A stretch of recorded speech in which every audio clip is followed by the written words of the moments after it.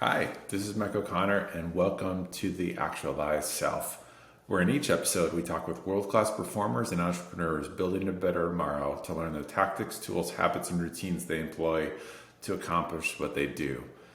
Now, I really like this particular episode because we talked with Jimmy Rose, who is the co-founder of Content Snare, which is a software platform that helps professionals collect content and files from clients. He talks a little bit about that. But selfishly, I'm also super excited about this episode because he talks really, really deeply about automation and all the different use cases of it. I'm most familiar with the platform Zapier, which is a great automation platform. The cool thing about Jimmy is he dives really deep into a lot of other platforms that I wasn't familiar with. But also like some really interesting use cases and how he sees some of this tech changing and adapting over time. I'm going to link to Jimmy's stuff in the show notes here so you can learn more about him. And I'd highly encourage you to check out both his website and his YouTube videos because they are super practical and they have so many great use cases.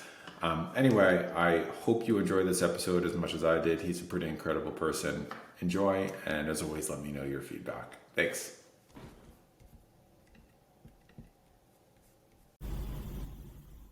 Awesome. So excited to be with Jimmy Rose today. Jimmy, could you give a little context on who you are and what you do?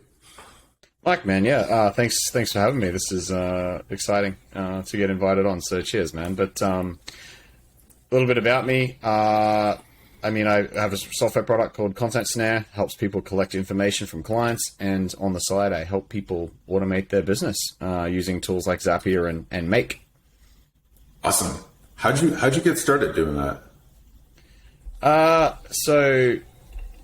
was just like the classic, I don't know what you call it, like just following the system, go to school, do well, go to university, study engineering, get an engineering job, and that is what I'll do for the rest of my life kind of thing.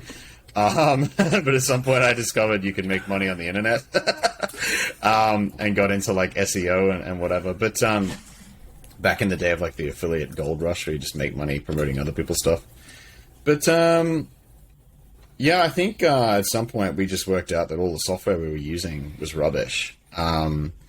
And like in that space specifically, this is a long time ago now, like 2010. So we decided, hey, we can't be that hard. We'll make our own thing and sell it. And it turns out it's quite hard to sell things on the internet. So yeah, that's how we got started in software. We're onto our third product. The automation stuff came later because I literally used to do automation engineering as a job, and I kind of missed that. Which it's not the same. Like I used to automate machinery and stuff, but now you still get a bit of a kick. I get a massive kick out of like every time I automate something, and I don't have to do that work anymore. So that's kind of it came like a fix for me, really. But that's my short story, I guess. That's awesome. What was your first taste of automation, if you can remember, or in the online world or in the physical world? in the online world.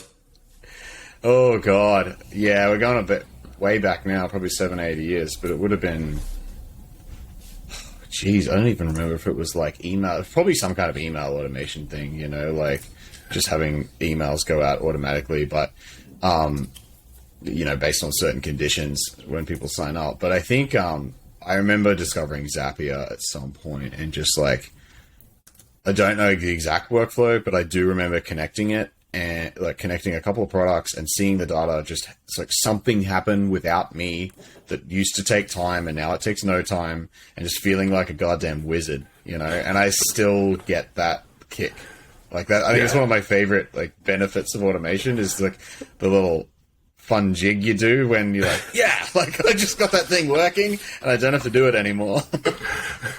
No, I know like this much about automation compared to you. Right. The first time I used Zapier to do like 3 or 4 tasks that used to be very manual, I just felt like the smartest person in the world for just figuring out something that saved me dozens of hours. Yep, mate. Yep. And it's the same. I feel like that feeling doesn't really go away. It's so much fun to like. I don't know. Maybe I'm weird or something, but I find it fun. But like it is just such a it's not only do you feel awesome about it, but like, yeah, you end up saving so much time. Yeah. Yeah. What are some of the biggest time sucks that you see and easy ways that you help people fix them? Because you've got YouTube videos where you dive really sort of deep into specific apps and integration. You've got blogs that have really good SEO, and that a lot of people have leaned on and used. You've got content in a bunch of places, and it looks like you've got actually multiple sites along with companies that you're helping this. So can you walk us through some use cases and popular time hacks that you have? Yeah, I guess it depends where you want me to focus, because, I think some of the biggest time hacks are not actually automation. It's more in, just saying no to more shit. It's probably the biggest one is, not doing things you shouldn't be doing. That's, literally the number one productivity hack there is, because it doesn't matter if you save, 40 hours a month on, some automation. If you're just, the time you actually spend is just the wrong thing, it's, all wasted, right? So I feel like that's the biggest productivity hack. In fact, there's probably something we'll dig into a bit later, actually. But yeah, if we're talking Zapier specific, I think client onboarding is a big one. And again, this depends so much on what kind of business people are running. So in agency land, or anyone where it's a new client that's coming on board for the first time, there's a lot of repetitive stuff in there, right? So it might be sending a proposal, getting them to sign it, the invoice, the initial invoice, getting the payment, collecting the information you need to do the job. What else? There's setting up folder structures, setting up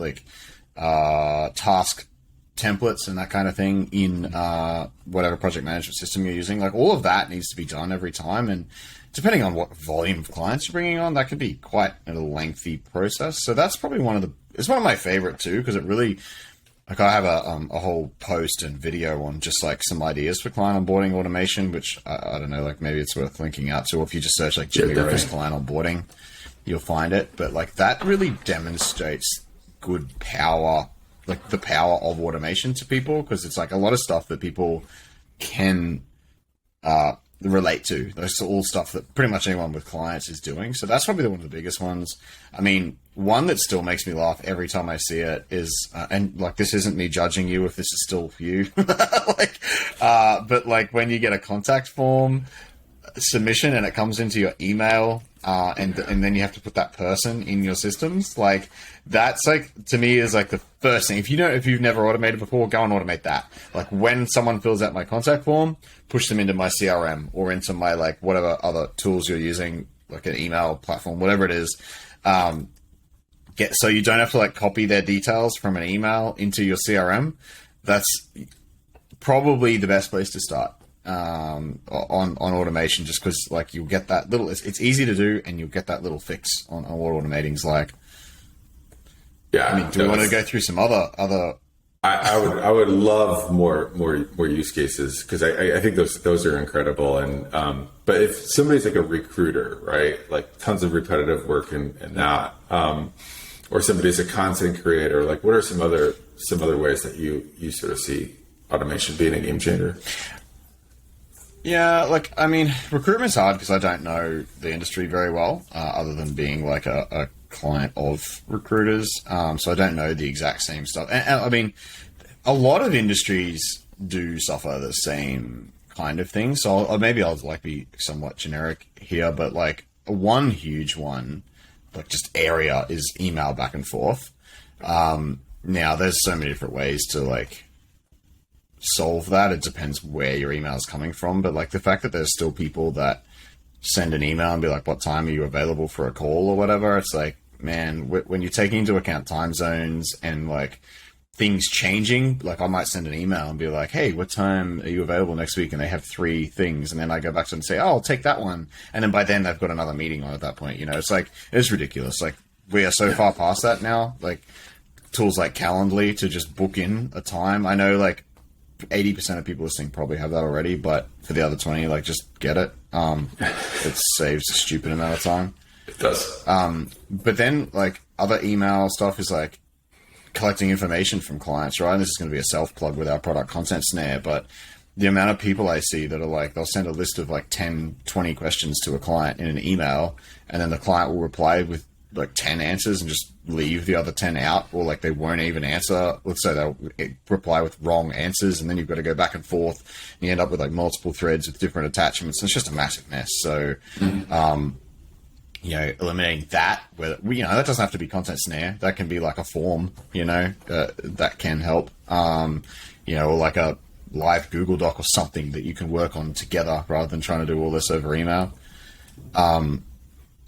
I kind of touched on that before with the, moving contact forms into your CRM, but any kind of contact sync, like automatically pushing one person that comes into your system into all your systems, so that you don't have to manually copy and paste stuff. Because not only is that time wasted, but it's prone to error too. Like it's pretty easy to accidentally write to miss like the M on the end of .com and accidentally copy like gmail.co or something, right? And it's really easy to just do stuff like that when a human's doing it. A computer doesn't do it if it's set up properly. So, any kind of contact sync or moving data between systems, like these are all like pretty much the categories that all my automations fit into, is just like moving data between things. So I don't have to do it manually, or my team doesn't have to do it manually. That's all like by far the biggest stuff that my automation accounts run.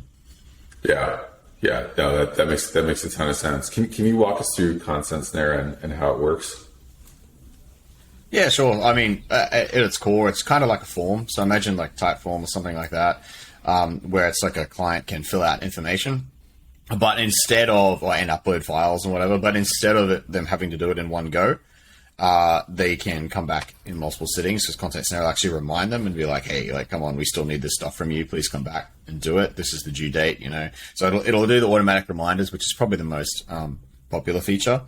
But then it's also, they can ask questions if they get stuck. So if they're like, they know how to answer 9 out of 10 questions, they don't have to put just like gobbledygook in the other question, or like put, they can just go, they can fill out the 9 and then they go, hey, I just need some clarification on this question. And they can ask that, and then you can reply to them, and then they can finish that one off. And if they answer something incorrectly, you can just hit reject, and get them to fix it. So this is like, again, this is all just like email back and forth that is being eliminated. So that's what it is at its core. It's just a way to collect information from clients fast, and people use it for like client onboarding, or if it's an agency, like web content collection, questionnaires, any of that kind of stuff. That's awesome. Yeah, and it sounds like it saves like a ton of workflows and just different back and forth. Well, that's the thing. It's just like email is such a productivity killer. So any way you can get out of email, and Content Snare is just one example of that. The more you can get out of email, the better. I heard email described as the to-do list that other people add to, which is so true. Yeah. It's like you don't just get your project management system and then like put the link out there on the internet for people to add shit to your project management system. So, and that's essentially what email is. So you do have to be really careful and protective with it. Yeah, no, well said.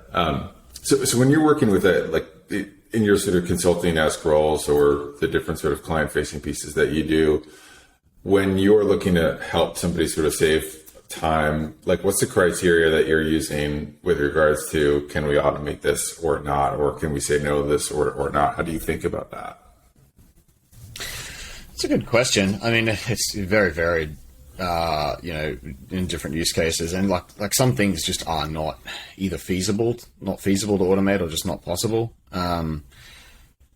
It's really, I guess, like it's difficult because you really need the experience in automation to know what is possible. Like if you're just looking at a process for the first time and going, can I automate that? It's like, I don't know. Like, but if you've been doing this for a long time, like someone like me, or like any like consultant in this space, they're going to have a pretty good idea. Like usually it comes down to what integrations, like so Zapier and Make is the other platform I use a lot. It used to be called Integromat.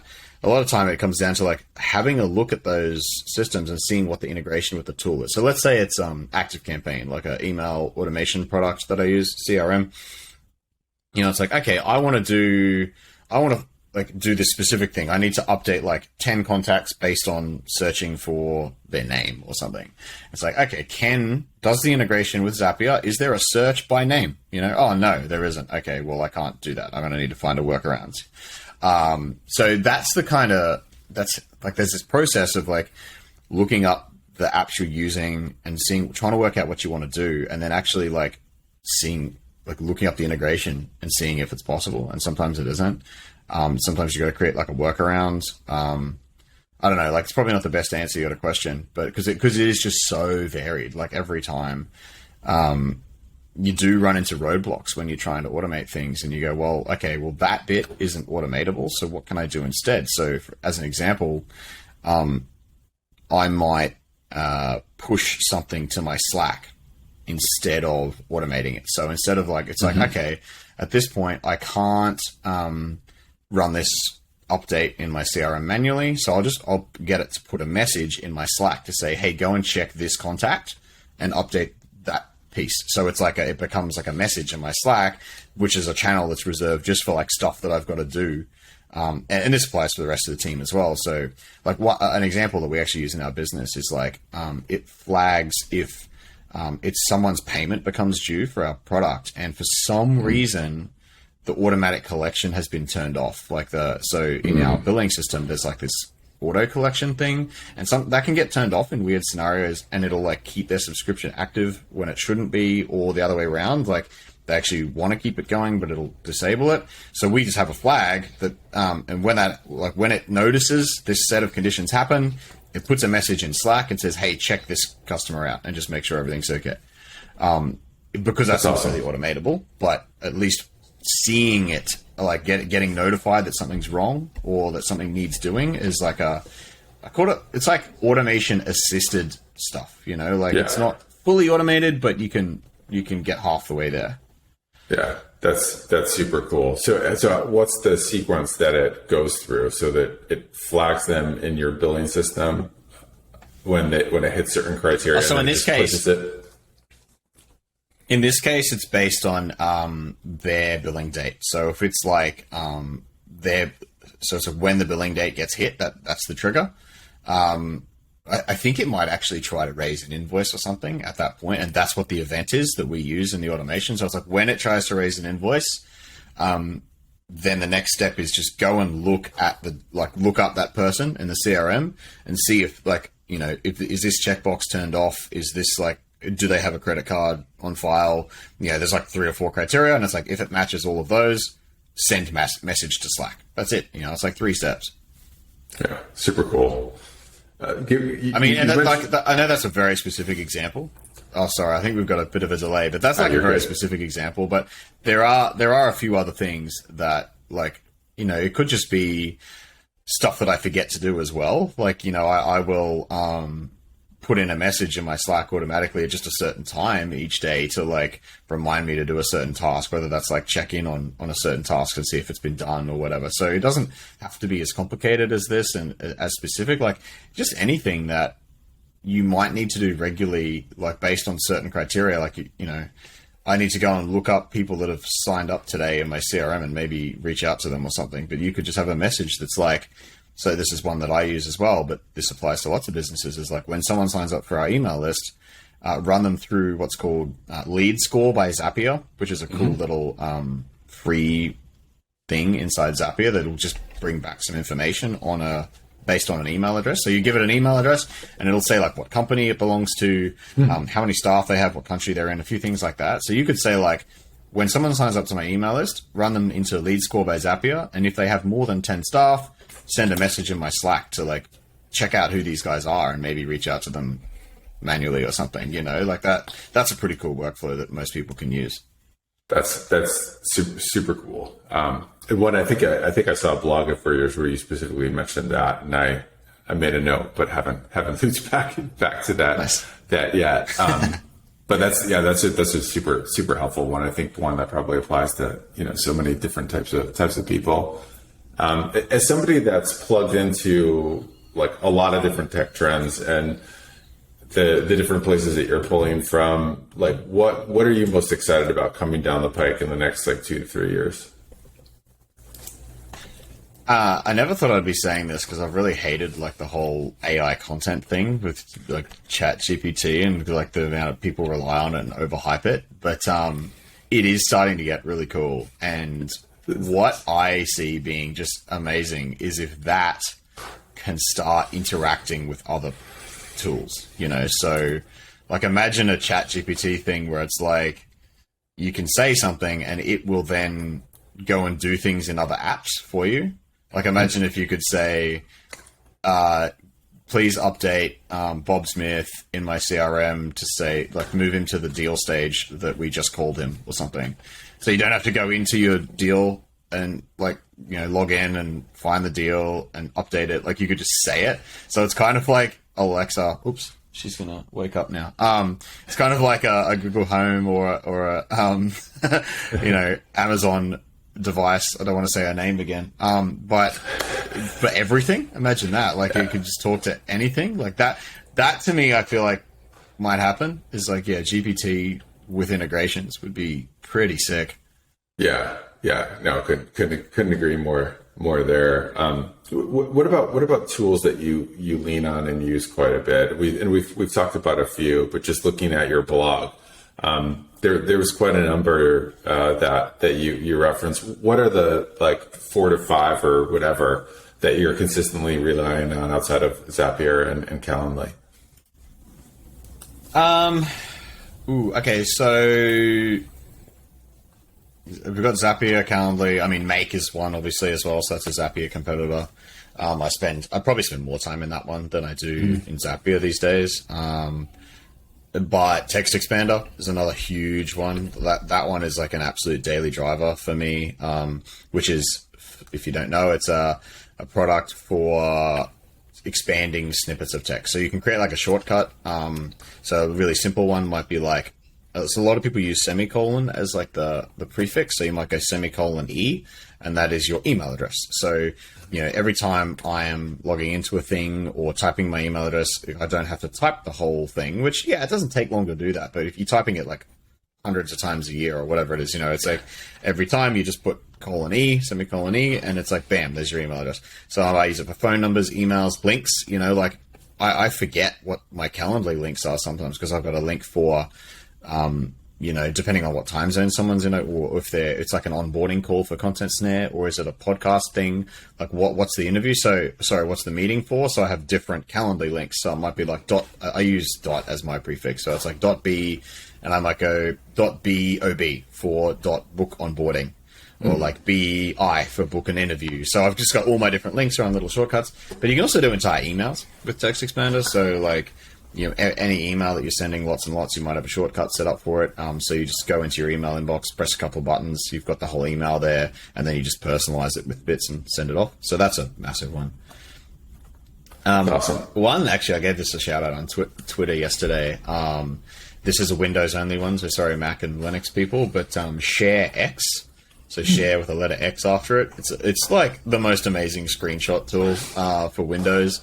I use it literally multiple times per day. It's just constant. It's for quickly taking screenshots of like anything on your computer and annotating them. So there's a lot of products that do this, but I feel like ShareX is just fast and awesome.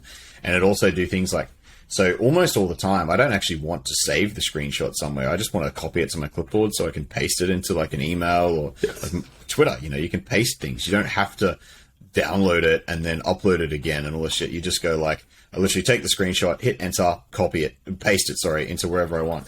It's that fast, with the annotations and everything on it. So I love that tool. That's a big one. How far are we going? I guess Loom. Everyone's probably using Loom at this point. It's great tool.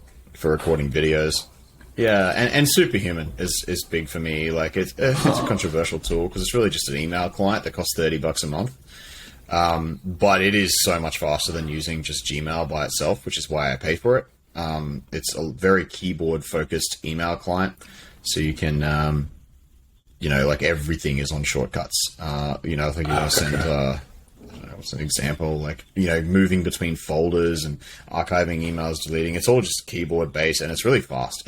The search is faster than Gmail. Like, I find Gmail freezes when it's like, if you do a search that's got too many results and like will open like a really big thread. It seems to struggle. So yeah, it's a massive one for me. I think. Okay. I don't know if you want me to keep going, but that's probably. I would love you to keep going. This is super helpful, and I think probably for folks that aren't sort of necessarily sort of in the tech game all of the time, I think you've got some really great gems in here. Yeah. Cool. Well, I mean, I don't know. Like, these are the core ones I use. I've started using Obsidian for note taking, which is kind of, it's hard to get your head around at first. A lot of people use Notion, but like actually just getting into the habit of taking notes of things that happen, like conversations that you have, because there's so many times where I'm like, oh, who told me about that thing, you know? So now I do that. It's like if someone tells me about a book or a podcast, I just throw it down in my note taking app.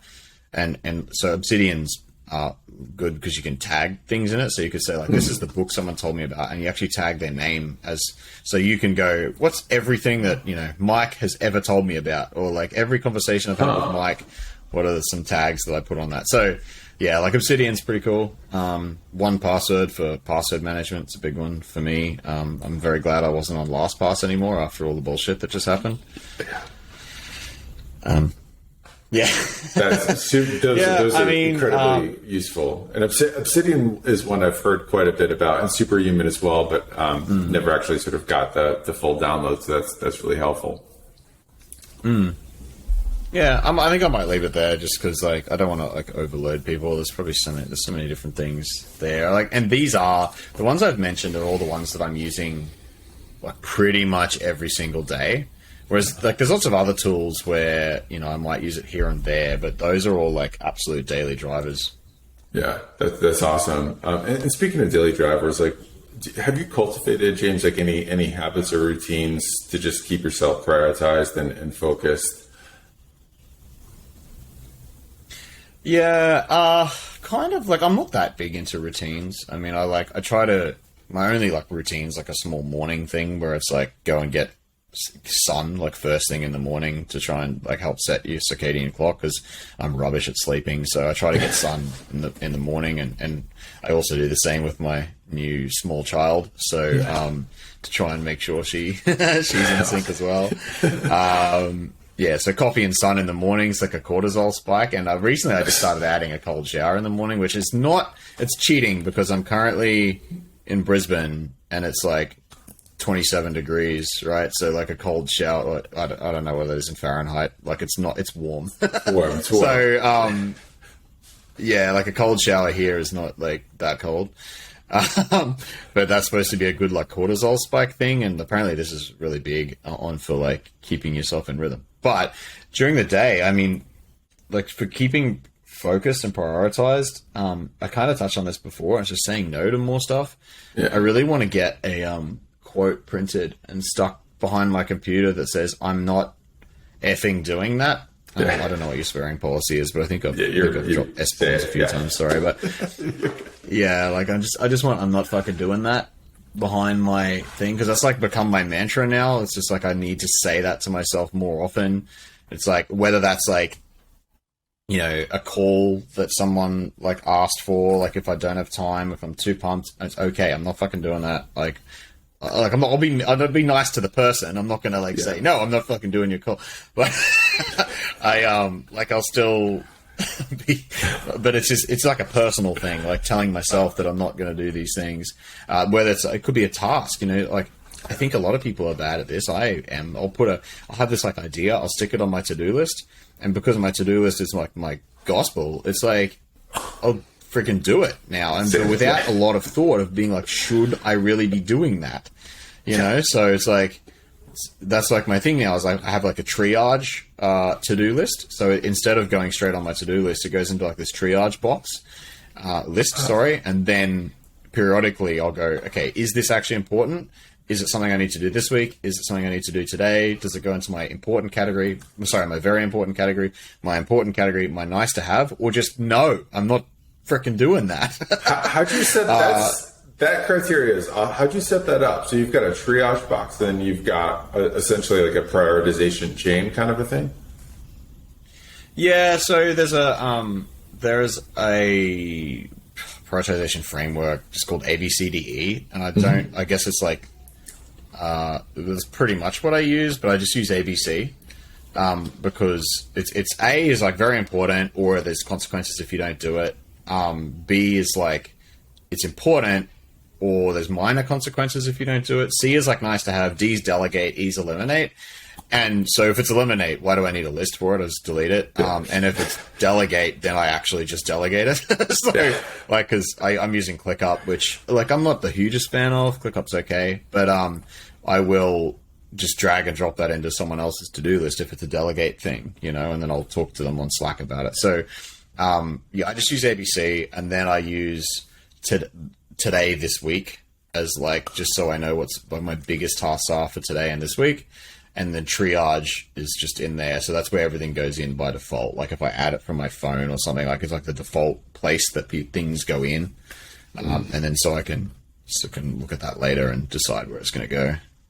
That's super helpful. And I think that gives a really easy framework to follow too, which I like. Are you doing that in like a notes-taking app, or is that like an Obsidian type of thing, or Slack, or that's all in ClickUp, yeah. So I have a private space in ClickUp that only I can see, and I would probably prefer to use another tool for that. But the reason I like using ClickUp for it is because that's what the team use, and I can move tasks into other spaces in ClickUp, which is like, you know, if it's like just a general marketing idea or something that we could look at down the track, I can easily drag that into the marketing space, or I can assign it to someone else. You know, so that's the reason I kind of have to use ClickUp for that. So that's how I'm doing it. But this is just something that works for me. There's probably 3 different prioritization frameworks in like one that I've just like hacked up and used, and that's what I decide works for me. Because everyone's so different, and really it is like you can read 100 books on getting things done and productivity, and it's like, oh, that kind of works for me. And so most people are going to pick and choose the bits that work the best for them. Yeah, completely. James, this has been awesome. Where can people learn more about you? So our product, Content Snare, is at contentsnare.com, and jimmyrose.me is my personal site where I sort of talk about productivity and automation. And if you search for Jimmy Rose on YouTube, hopefully you'll find me. Maybe just search Jimmy Rose Automation. Yeah. I'll link to all 3 of those, and your YouTube channel is full of so many gems, as is your website as well. But this has been incredibly useful. I think you gave some super awesome and tangible, really helpful takeaways. So thanks so much for your time. Thanks, Mike, man. Yeah, this has been great. Hopefully it was helpful for people, and thanks for having me on. Much appreciated. Awesome. Great work. That was really good.